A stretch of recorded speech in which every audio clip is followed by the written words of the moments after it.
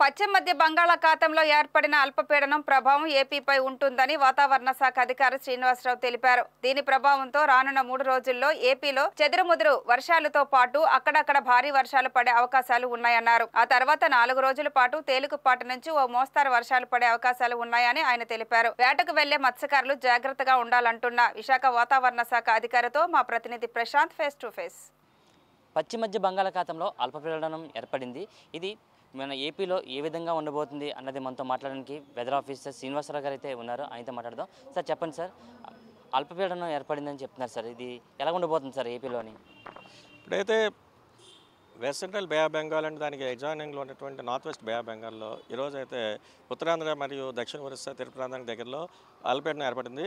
దానికి ప్రభావం చేత మన రాష్ట్రంలో 2-3 రోజులు 2 to 3 days వరకు వర్షపాతం రైన్ఫాల్ యాక్టివిటీ ఉండేటట్టుగా కనిపిస్తోంది. ముఖ్యంగా చూస్తే నెక్స్ట్ కమింగ్ 24 hours చూస్తే ఉత్తరాంధ్ర వరకు చూస్తే wide spread rains with moderate intensity, అలాగే సౌత్ కోస్టల్ ఆంధ్రప్రదేశ్ వరకు చూస్తే fairly wide spread rains with moderate intensity, అలాగే కొన్ని జిల్లాలకు అయితే భారీ నుంచి అతి భారీ వర్షపాతం నమోదయ్యేటట్టుగాను, మరికొన్ని జిల్లాలకు అయితే భారీ వర్షం వచ్చేటట్టుగా మనం ఫోర్కాస్ట్ ఇస్తున్నాం.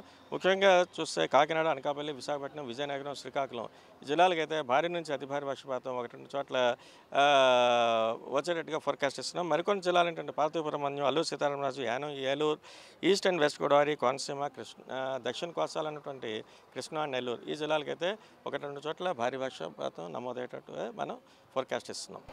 అలాగే ఇప్పుడు ఉన్నటువంటి ఈ అల్పపీడనం దృష్ట్యా ఉత్తరాంధ్ర తీరం బడి బలమైన ఈదురుగాలులు గంటకి 35 నుంచి 45 కిలోమీటర్ల వేగంతో వస్తున్నాయి. మరికొన్ని సందర్భాల్లో అది 55 కిలోమీటర్ల వరకు వెళ్ళే అవకాశం ఉంది. అలాగే అందుచేత ఈ కారణాల చేత ఈ తీరం వెంబడి ఉన్నటువంటి మత్స్యకారులందరూ కూడా వేటకు వెళ్ళొద్దని చెప్తున్నాం. హైదరాబాద్ లాంటి పెద్ద మహానగరాల్లో తుఫాన్ వరదలు చూసిన తర్వాత మళ్ళీ భారీ వర్షాలు అంటే జనంలో ఒక రకమైన భయాందోళనకు గురవుతుంటారు. దీనికి సంబంధించి మీరు ఈ భారీ వర్షాలకు సంబంధించి గవర్నమెంట్కి ఏమైనా సూచనలు ఇవ్వడం జరిగిందా సార్? లోతట్టు ప్రాంతాలు ఏమైనా జలమయ్యే అవకాశాలు అన్ని భారీ వర్షాలకు ఉంటే వీళ్ళు సరైన చర్యలు తీసుకోమని ఏమైనా సూచనలు ఇచ్చారు సార్? అంటే ప్రస్తుతం వరకు అయితే ఒక అల్పపీడనం ఏర్పడింది. దాని ద్వారా మనకి కొన్ని చోట్ల అయితే భారీ వర్షం, మరి కొన్ని చోట్ల అయితే భారీ నుంచి అతి భారీ వర్షపాతం వచ్చేటువంటి అవకాశం ఉన్నట్టుగా చెప్తున్నాం. ఇది ఒక మ్యాక్సిమం ఒక 2 to 3 days వరకు దీన్ని కంటిన్యూ అవుతుంది. దీనికి సంబంధించినటువంటి ఎంటైర్ ఇన్ఫర్మేషన్ అంతా కూడా కన్సర్న్డ్ అఫీషియల్స్కి మనం ఎప్పటికప్పుడు ఇన్ఫర్మేషన్ ఇస్తుంటాం. సార్ అన్ని పోర్టుల్లోని ప్రమాద హెచ్చరిక ఏమైనా జారీ చేశారా సార్, లేకపోతే పోర్టులన్నీ కూడా మత్స్యకారులందరూ వేటకు వెళ్ళే అవకాశాలు ఉన్నాయి? ప్రస్తుతానికి అయితే పోర్టులకి నౌకాశ్రయాల వరకు చూస్తే ఎటువంటి హెచ్చరికలు వాళ్ళకేమీ మనం ఏం చెప్పట్లేదు.